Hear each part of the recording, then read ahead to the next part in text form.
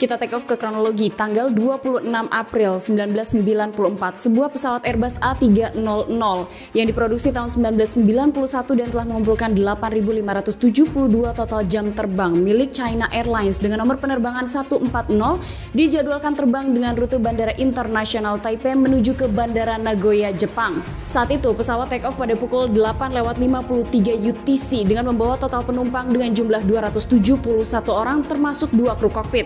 Yang pertama adalah Kapten Wang Lochi, usianya 42 tahun pada saat mengalami kecelakaan. Beliau berpengalaman menerbangkan pesawat militer dan juga Boeing 747 selama 20 tahun.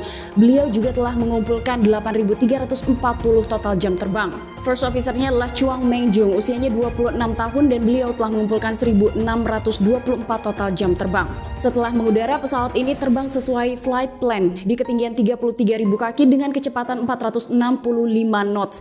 Pesawat ini terbang melintasi Laut Cina Timur dan akan terbang kurang lebih selama 2 jam 18 menit sebelum sampai di Bandara Nagoya. 15 menit sebelum pesawat China Airlines 140 ini mendarat, Kapten berkomunikasi dengan petugas menara kontrol Bandara Nagoya dan meminta untuk turun ketinggian. Saat itu, pesawat diinstruksikan untuk turun ke ketinggian 6.000 kaki. Before landing checklist telah selesai dilakukan, kemudian Kapten mengatakan kepada First Officer bahwa ia akan mendaratkan pesawat Airbus A300 itu sendirian dengan cara manual. Kapten tidak akan mengganggu, mengintervensi, ataupun membantu proses pendaratan pesawat sang First Officer. Ketika pesawat ini semakin dekat dengan bandara, maka petugas menara kontrol Nagoya menginformasikan agar kecepatan dari penerbangan 140 ini diturunkan karena pada saat itu posisinya dekat dengan pesawat lain. Ketika ada dua posisi pesawat yang berdekatan ketika akan mendarat, maka salah satu pesawat yang ada di belakangnya ini akan terganggu dengan turbulensi. Saat approach, Kapten tidak terdengar khawatir dan terdengar santai, bahkan dari rekaman CVR terdengar ia beberapa kali bersiul. Masuk sebuah informasi dari approach control Nagoya yang mengizinkan penerbangan 140 ini mendarat di runway 34. Saat itulah Kapten memerintahkan First Officer untuk mematikan autopilot. First Officer langsung mengendalikan yoke dan saat itu menurunkan kecepatan, tapi yang terjadi tiba-tiba saja pesawat ini terasa bertambah kecepatannya. Karena kecepatan pesawat ini bertambah, maka hidung pesawat ini naik sebanyak 5 derajat. Saat itu First Officer berusaha untuk menurunkan hidung pesawat dengan mendorong yoke, tapi ternyata tidak ada efek. Dari rekaman CVR terdengar berkali-kali Kapten memerintahkan First Officer untuk menurunkan hidung pesawat, hingga akhirnya Kapten memerintahkan sang First Officer ini untuk merubah throttle ke posisi idle. Saat itu kecepatan pesawat memang berkurang, tapi pesawat tidak merespon perintah pilot sehingga hidung pesawat ini masih tetap terus naik. Karena saat itu posisi throttle ada di idle, maka dengan cepat pesawat ini kehilangan kecepatan dan juga ketinggiannya hingga pesawat ini terus turun, dan sampai saat itu First Officer belum juga bisa menurunkan hidung pesawat. Ia berkali-kali mengatakan kepada Kapten ia tidak bisa mengendalikan yoke-nya dan menurunkan hidung pesawat. Sampai saat itu akhirnya Kapten mengambil keputusan untuk mengambil alih kontrol penerbangan. Saat Kapten telah mengambil kontrol penerbangan, saat itu diduga ia juga berjuang dengan sangat keras mengendalikan yoke-nya. Ternyata saat itu terdengar ia mengatakan apa yang sebenarnya terjadi karena sepertinya hidung pesawat memang benar-benar tidak bisa turun hingga akhirnya tiba-tiba saja ia berteriak "Go around". Saat itulah First Officer langsung melapor pada petugas menara kontrol Nagoya bahwa penerbangan 140 akan go around. Sesaat setelah mengetahui bahwa penerbangan 140 akan go around, di saat itulah petugas menara kontrol mengatakan standby untuk instruksi selanjutnya. Tapi berbeda halnya dengan Kapten. Kapten sedang berusaha dengan keras untuk menaikkan kembali pesawat ini. Tapi yang terjadi saat itu adalah pesawat terus naik ke atas, bahkan hidungnya ini naik sekitar 50 derajat. Saat itu petugas menara kontrol meminta agar pesawat ini standby karena mereka sedang mencari jalur untuk pesawat ini berputar dan akhirnya mendarat kembali. Tapi pada kenyataannya ketika posisi hidung pesawat ini naik 50 derajat, justru posisi pesawat saat itu vertikal. Hidung pesawat berada di atas dan tiba-tiba saja disitulah pesawat mengalami stall. Bunyi peringatan terdengar di ruang kokpit dan saat itu sepertinya pesawat tidak akan bertahan lama di udara. Benar saja, hanya beberapa saat setelahnya terdengar bunyi peringatan pull up, pull up, pull up, dan saat itu pesawat mulai turun. Saat pesawat mulai turun inilah Kapten terdengar mengatakan "It's over". Kata-kata itu seperti mengisyaratkan bahwa penerbangan 140 ini tidak memiliki harapan lagi karena beberapa detik setelahnya pesawat ini jatuh menghantam daratan. Saat itu pesawat jatuh kemudian meledak dan api berkobar sangat besar. Pesawat ini jatuh di jalur taksi E1 sekitar pukul 11.15 UTC atau sekitar pukul 20.53 malam waktu setempat. Betapa kagetnya petugas menara kontrol pesawat yang semula meminta izin untuk go around tiba-tiba saja jatuh dan menghantam taxiway. Saat itu pemadam kebakaran dari bandara langsung menuju ke lokasi kecelakaan hanya beberapa menit setelah kecelakaan itu terjadi. Bahkan pada saat itu petugas pemadam kebakaran harus berjuang dengan keras untuk memadamkan api. Api baru padam sekitar 1 jam lebih. Sebanyak 264 orang penumpang di dalam penerbangan 140 dinyatakan meninggal dunia. Keajaiban kembali terjadi karena 7 orang diantaranya selamat namun dalam kondisi luka-luka. Kita beralih ke investigasi. Setelah terjadinya kecelakaan dalam penerbangan 140, Biro Investigasi Jepang atau JTSB menuju ke lokasi kecelakaan yaitu Bandara Nagoya, Jepang. Mereka bertanya-tanya kenapa pesawat ini bisa tiba-tiba jatuh padahal sebelumnya terbang dengan normal. Salah satu fakta yang diketahui oleh tim investigasi adalah pesawat ini merupakan pesawat baru dari jenisnya dan diterbangkan oleh kapten yang berpengalaman. Tim penyelidik kemudian beralih pada struktur tanah tempat di mana pesawat itu jatuh. Tim investigasi harus mengungkap bagaimana posisi pesawat itu jatuh hingga akhirnya pesawat bisa meledak dan terbakar dengan hebat. Tim investigasi melakukan penyelidikan panjang dan akhirnya mereka mengetahui bagaimana posisi pesawat Airbus A300 ini jatuh. Setelah melakukan penyelidikan panjang, maka tim investigasi mengetahui bagaimana posisi jatuhnya pesawat Airbus A300 tersebut. Beberapa saat sebelum pesawat ini jatuh, hidung pesawat naik 4 derajat dan posisi pesawat condong ke kiri. Sehingga roda pendaratan adalah bagian dari pesawat yang pertama kali menyentuh daratan. Disusul dengan mesin sebelah kiri dan mesin sebelah kanan. Karena kedua mesin ini hancur, maka dua sayap pesawat yang berisi bahan bakar ini juga ikut terobek sehingga sesaat setelahnya terjadi ledakan dan pesawat ini terbakar. Tim investigasi kemudian beralih pada petugas menara kontrol yang bekerja di malam kecelakaan penerbangan 140. Saat itu petugas menara kontrol adalah orang terakhir yang berkomunikasi dengan kedua pilot dari penerbangan 140. Dari keterangan petugas menara kontrol diketahui bahwa pesawat ini awalnya approach dengan normal. Hingga kemudian ketika pesawat mendekati runway, saat itulah ada laporan bahwa pesawat akan go around. Tidak ada yang aneh dari laporan pilot, hanya saja pilot terdengar terburu-buru tapi tidak panik. Kemudian hanya beberapa saat setelahnya pesawat ini mengalami kecelakaan. Sampai di situ tidak ada sesuatu yang aneh menurut tim investigasi dalam penerbangan 140, tapi penyebab jatuhnya pesawat ini masih menjadi misteri. JTSB kembali mengumpulkan puing-puing pesawat. Saat itu mereka berusaha mengumpulkan bagian-bagian terpenting dari pesawat, diantaranya adalah sistem kontrol dan juga mesin pesawat, dan mereka juga menunggu hingga black box ditemukan.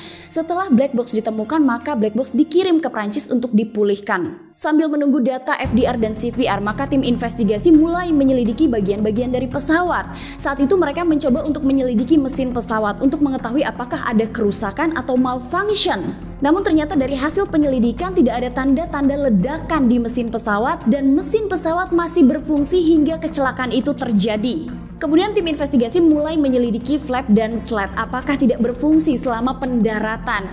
Namun pada saat itu diketahui bahwa sayap pesawat mengalami kerusakan parah sehingga tim investigasi hanya bisa melakukan pemeriksaan dari jack screw. Hasilnya flap dan slat berfungsi dengan baik pada saat pesawat ini mendarat. Bahkan tim investigasi yang bekerja sama dengan tim ahli dari Airbus ini menyatakan bahwa pesawat ini tidak mengalami kerusakan dan pesawat ini dirawat dengan baik. Satu hal lagi yang diketahui oleh tim investigasi bahwa pada saat pesawat ini sedang approach, pesawat mengalami turbulensi. Tapi menurut tim investigasi, turbulensi tidak membuat pesawat ini harus go around. Lalu kemudian tim investigasi JTSB mulai menyelidiki rekaman FDR. Data dari FDR ini mengungkap sesuatu yang aneh. Dalam data tersebut, status pesawat tidak dalam syarat pesawat harus melakukan go around. Tapi kenapa pesawat ini tiba-tiba masuk dalam mode go around? Untuk mengetahui apa yang terjadi di ruang kokpit terhadap dua orang pilot ini, maka kemudian tim investigasi mulai menyelidiki profil dari kedua pilot. Kemudian tim investigasi mengetahui sebuah informasi bahwa first officer ini baru menerbangkan A300. Ia lulus dari sekolah penerbangan dan biasa menggunakan pesawat latih kecil, berbeda dengan pendaratan A300. Dan kemudian diketahui bahwa first officer menjadikan pendaratan ke Nagoya ini sebagai latihannya untuk mendaratkan pesawat secara manual. First officer tersebut baru diangkat menjadi seorang first officer 1 tahun sebelum terjadinya kecelakaan. Sementara itu, kapten yang diketahui memiliki lebih dari 8.000 total jam terbang biasa menerbangkan pesawat Boeing 747 sebagai first officer. Kemudian setelahnya ia mendapatkan pelatihan untuk pesawat A300. Ia baru saja menjadi kapten di pesawat A300 sekitar 1 tahun sebelum terjadinya kecelakaan, dan ia baru mengumpulkan 1.350 total jam terbang pada pesawat Airbus A300. Hal ini menandakan bahwa kedua pilot di dalam penerbangan 140 merupakan pilot baru pada pesawat Airbus A300. Kemudian tim investigasi mulai beralih pada rekaman CVR. Mereka mulai menyelidiki apa yang terjadi di ruang kokpit. Dari penyelidikan CVR, mereka mengetahui bahwa komunikasi lebih didominasi oleh kapten. Kapten sepertinya memberikan pelatihan di dalam penerbangan itu kepada first officer.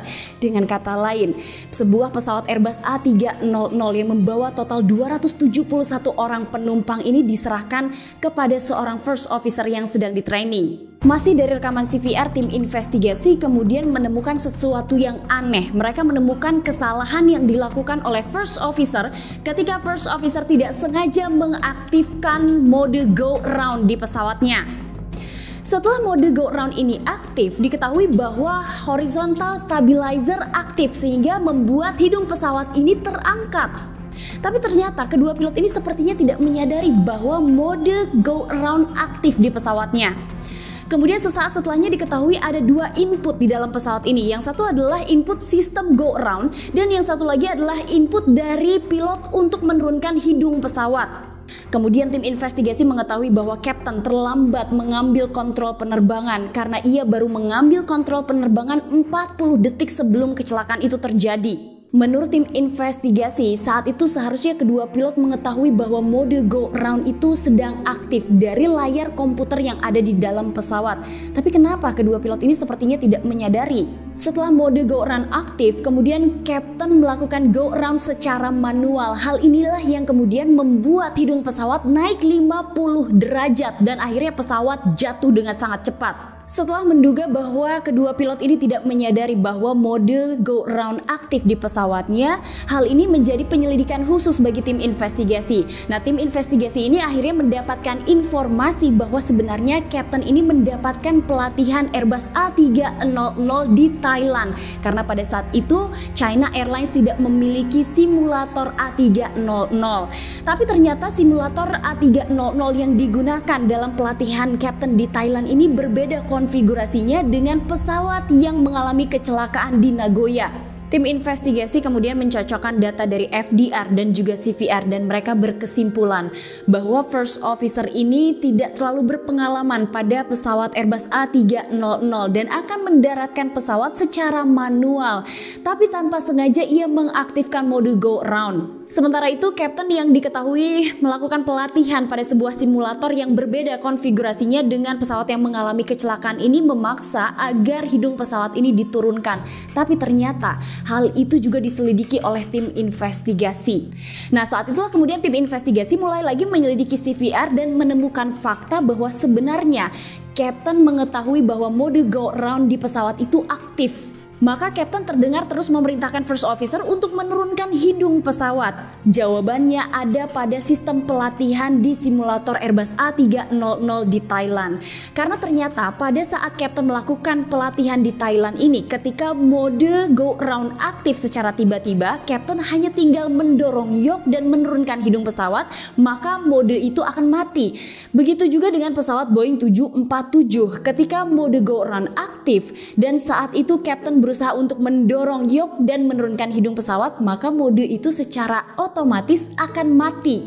Tapi berbeda dengan pesawat Airbus A300 yang mengalami kecelakaan ini, menurut tim investigasi harusnya hal yang dilakukan oleh kedua pilot ini adalah mendorong kembali tuas mode go around agar mode itu kembali tidak aktif. Setelah terjadinya kecelakaan, maka tim investigasi memberikan beberapa rekomendasi. Salah satunya adalah penguatan program pendidikan dan pelatihan untuk awak pesawat. Itulah informasi mengenai kecelakaan dalam penerbangan China Airlines 140 dari channel Tamara Delf. Semoga bermanfaat. Hai halo Delvers, ini saatnya aku untuk bacain komen kalian dari video Staten Island. Dan hari ini ada yang istimewa karena aku bakal bacain 4 komen kalian. Yang pertama adalah dari Dustin Frederick Ang. Penonton setia hadir kak, ada notif langsung ambil snack langsung nonton videonya. By the way videonya seru abis, gue suka. Dan seperti biasa yang gue suka cara bicara Kak Tamara yang menghayati banget, gue suka. Terima kasih Dustin. Kemudian yang kedua adalah dari Yuliana Luna. Hai Kak Tamara, by the way aku baru gabung di channel kakak, udah hampir semua video kakak aku tonton. Aku suka banget pembahasannya, kakak sehat terus ya, amin. Terima kasih banyak doanya ya. Kemudian yang ketiga adalah dari Umi Faris. Halo Kak Tamara Delf, aku subscriber baru. Wah terima kasih banyak Umi Faris. Dan juga tadi untuk Kak Yuliana, terima kasih yang baru bergabung dengan channel aku. Kemudian yang terakhir adalah dari Ferianto. Assalamualaikum. Waalaikumsalam. Sehat selalu Kak, lancar rezekinya, amin. Doain keluarga saya Kak yang lagi kena Omikron, semoga keluarga dari Kak Ferianto segera dipulihkan. Jangan lupa makan yang banyak, vitamin, dan jangan stres. Nah, terima kasih kamu udah nonton video aku hari ini.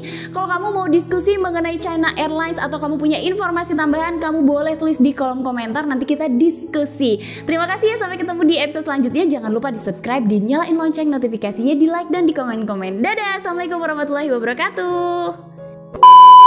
Mengganggu. Ih, kamu mah udah dikasih tahu teh. Nah, sebenarnya ketika dua pesawat berada di jarak yang terlalu dekat, maka ini hidungnya naik sekitar 50 derajat. Selanjutnya mesin sebelah kanan. Karena posisi kenapa susah banget sih? Arif. Ih, background dari kedua pilot. Salah. A300 yang digunakan dalam kecelakaan. Gigit. Yang memiliki perbedaan konfigurasi. Dan selama 20 tahun itu ia bekerja sebagai tukang bakso. Kenapa sih susah? Susah ya Allah ya Rahman ya Rahim.